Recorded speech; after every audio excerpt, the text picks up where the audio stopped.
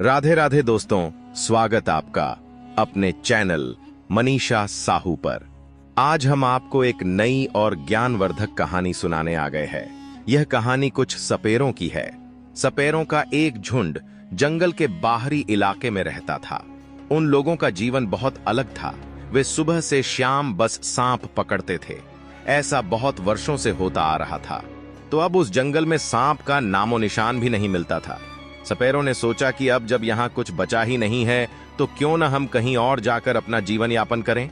चलते चलते से एक ऐसी जगह पहुंचे जहां उन्होंने देखा एक बड़ा मकान खाली पड़ा है और वहां कोई नहीं है।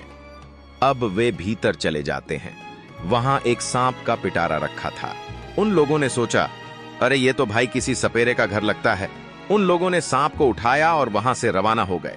चलते चलते वे सभी एक तालाब के पास पहुंचे। उन्होंने वहां पानी पीने का निश्चय किया और सांप को नीचे जमीन पर रख दिया। पानी पीकर जैसे ही वे लोग उठे, उन्होंने देखा सांप वहां नहीं था और सांप की बजाय वहां एक मोतियों का हार रखा था। एक सपेरा बोला, क्यों न हम इसे राजा को देखकर कुछ दिन का राशन पानी मांग के। अब वे सभी लोग महल की ओर चल दिए। राजा ने सभी के स्वागत किया और पूछा कि दिक्कत परेशानी है भाई। सपेरा बोला, राजा जी, हम तो बस आपको ये हार देने आए हैं। राजा ने हार को देखा तो सोचा इसे देखकर मेरी रानी बहुत खुश हो जाएगी। राजा ने हार को स्वीकार कर कहा, आप कुछ दिन यहीं रहिए। सपेरों ने मना कर दिया और बोले, राजा साहब, हमें तो कुछ खाने पीने की सामग्री दे दीजिए। हम भला सपेरे, हमारा तो पेशा है घूमना फिरना। महल की चार दीवारी में हमारा काम नहीं चलेगा। राजा ने गाड़ी भर खाने पीने का सामान रखवा दिया और उस हार को लेकर वे अपनी पत्नी के पास गए। जाते ही बोले, देखो मैं तुम्हारे लिए क्या लाया हूं। और वो हार राजा ने अपनी पत्नी के हाथों में रख दिया। जैसे ही वह हार रानी के हाथों में गया, वह एक छोटा सा बच्चा बन गया। राजा रानी को आश्चर्य हुआ, परंतु रानी बहुत प्रसन्न हुई। राजा ने पूरे राज्य में खुशियां बांटी और अपने बेटे को स्वीकार किया। किसी ने भी यह भी सोचा कि यह बालक है कौन। कुछ साल बाद जब राजा का बेटा बड़ा हुआ तो हर राज्य की राजकुमारी का प्रस्ताव उसके लिए आता। राजकुमार दिखने में सुंदर और स्वभाव में सुशील थे। एक दिन हरिनगर के राजा निर्मल अपनी बेटी का प्रस्ताव लेकर राजा के पास पहुंचे। राजा ने अपने बेटे से पूछने का मौका मांगा। राजकुमार ने भी हामी भर दी और यह शादी तय हो गई।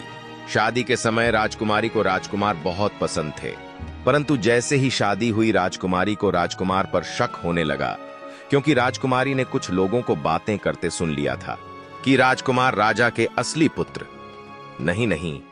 अब राजकुमारी के मन में यह बात घर कर गई। राजकुमारी कभी प्रसन्न नहीं रहती। राजकुमार यही कोई प्रश्न भी करते तो राजकुमारी भी उदास ही रहती और बात का जवाब देना भी नहीं चाहती थी।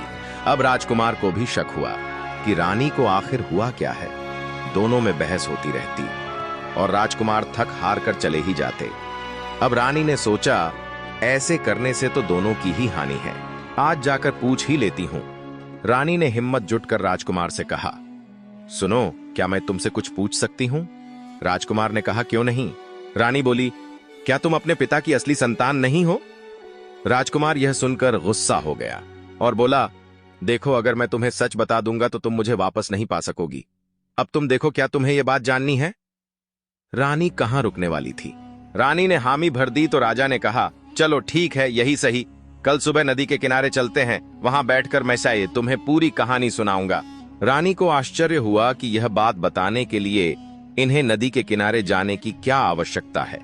यह बात तो ये यहीं भी बता सकते थे, परंतु रानी को राजा की बात का पालन करना पड़ा।